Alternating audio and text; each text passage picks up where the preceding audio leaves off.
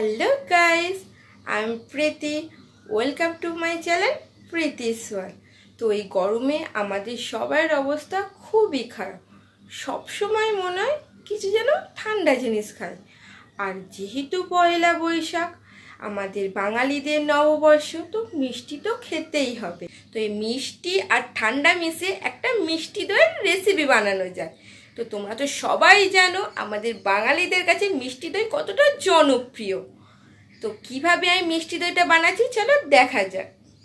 ওভেনের মধ্যে আমি একটা পাত্র বসিয়ে নিচ্ছি। এরপর ওই পাত্রের মধ্যে আমি 500 ml full fat milk add করব। তোমরা যদি চাও গরুর দুধ দিয়েও করতে পারো।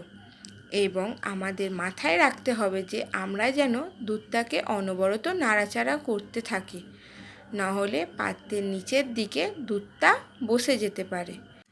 নাড়াচাড়া করতে করতে আমাদের দেখে নিতে হবে যে দুধটা গাঢ় হয়েছে কি না।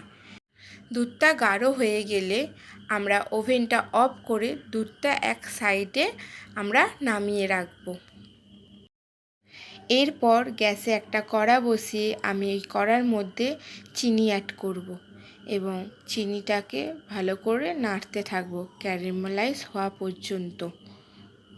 আমাদের মাথায় রাখতে হবে যে আমরা যেন চিনিটাকে অনবরত নাড়াচাড়া করতে থাকি, না হলে চিনিটা পুড়ে যাওয়ার সম্ভাবনা থাকবে। আর এর ফলে আমাদের দইটা নষ্ট হয়ে যেতে পারে এবং দইটা থেকে পড়া পড়া গন্ধ বেরোতে পারে। চিনিটা ক্যারামেলাইজ হয়ে গেলে প্রথমে আমরা ওই ক্যারামেলাইজ চিনির মধ্যে অল্প পরিমাণের কিছুটা দুধ অ্যাড করে নেব। এরপর ভালো করে আমরা ওই দুধটার সাথে ওই ক্যারামেলাইজ চিনিটা মিশিয়ে নেব। মিশিয়ে নেওয়া হয়ে গেলে বাদবাকি যেটুকানি দুধ পড়ে থাকে আমি ওই দুধের সাথে অ্যাড করে নেব এবং ভালোভাবে আমি ওই দুধের সাথে মিশিয়ে নেব। এরপর দুধটা এরম ভালো করে ফুটে এলে আমি ওভেনটা বন্ধ করে নেব এবং দুধটাকে আমি নামিয়ে নেব। দুধটা নামিয়ে নেওয়ার পর আমরা আমাদের স্বাদ অনুযায়ী দুধের মধ্যে চিনি অ্যাড করব। এরপর ভালোভাবে চিনিটা দুধের সাথে মিশিয়ে নেব। চিনিটা ভালো করে মেশানোর হয়ে যাওয়ার পর আমি অল্প পরিমাণে দই নেব।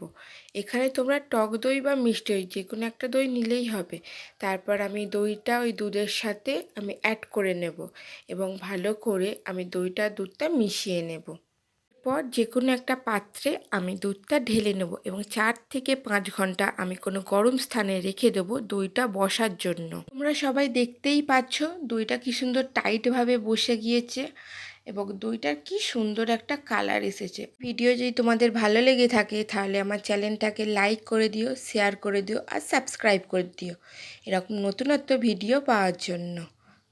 সবাইকে জানাই শুভ নববর্ষ। আজকের দিনটা যেন সবার খুব ভালো করে কাটুক। তো গুড বাই ফ্রেন্ডস।